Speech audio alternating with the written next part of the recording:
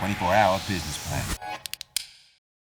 Welcome back to the 24-hour business plan podcast. And one of the questions I want to talk about today that our clients are regularly asking us about is how do they optimize their operations as they continue to grow? Because of course, if you become 2 or 3 times bigger than you are today, many of the systems, technology, processes, meeting rhythms that you've had that have been successful to now may need to be different in the future. We often joke about, or clients joke to us about having, systems and technology that are band-aided and elastic banded together. And clearly you cannot continue to scale with those things like they are. And when you think about operations, across all of the elements of your business, even if you're small, whether you're large, it can involve HR, it can involve the finance department, the sales and marketing department, the CRM that all of that sits on, many of our new product development processes, our workflow, our project management, and if you're a big organisation, it might be your supply chain, your logistics. So all of these are really important things to think through. One of the things in particular is around the technology you've got in there. Even small companies we work with, we sort of say to them, just give us a rundown of some of the tech that you've got. Oh, what have you got for HR? Oh, we've got Employment Hero. Oh, what have you got for finance? Well, Xero, but we also use Dex for our expenses, and we've got another little thing we're using for our forecasting. And, we've got our CRM in place, but we're still using a few spreadsheets and from a workflow point of view, we were using Monday, but another part of our company uses something else.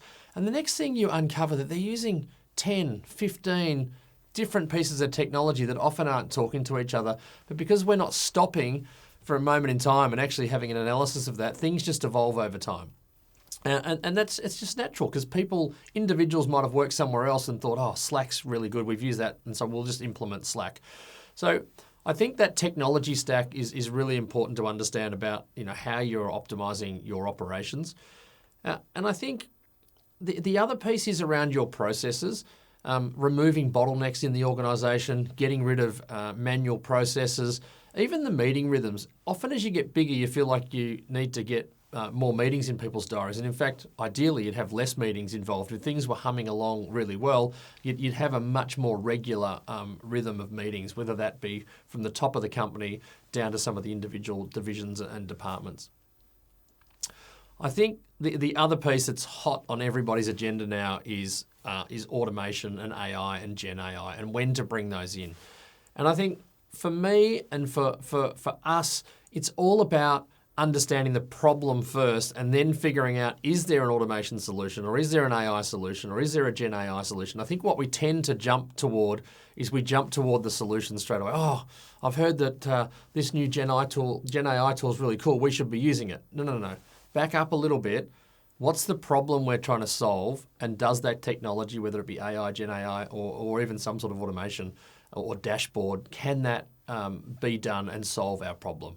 I mean, dashboarding is the other piece that is critical for many of our clients. They want what's the key sort of 10 metrics that make our business hum, and can we get them all into one dashboard from all of those technology solutions that we're using? So these are all really important things to be talking about.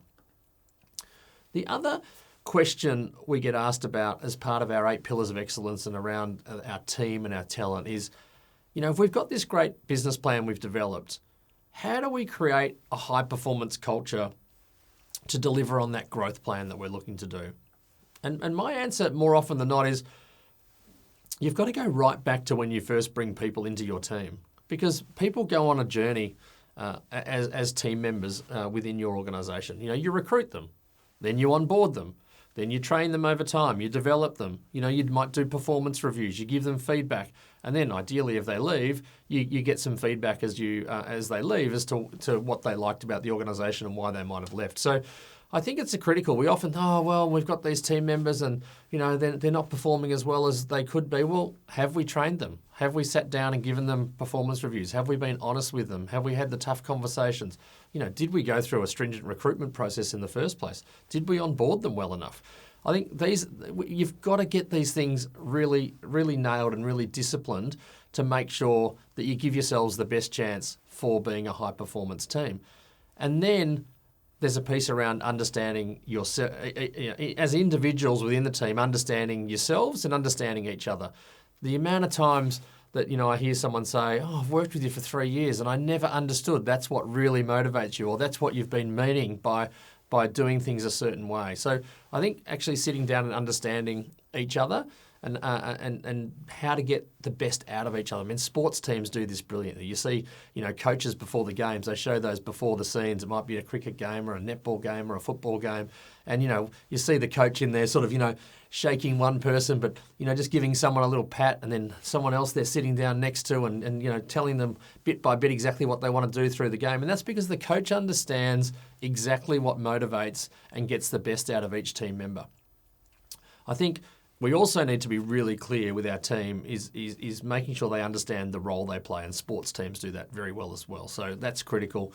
And then finally, one of the things that we forget about, we all talk about how individuals operate within a team. We often don't step back and go, well, how well are we operating as a team? That classic, we're a team of champions rather than a champion team. So I think these are all crucial discussions that you need to be thinking about as you're doing your business planning process and you're trying to execute that business plan with excellence, particularly through the operations and talent pillars. Thanks for listening to this podcast. 24-hour business plan.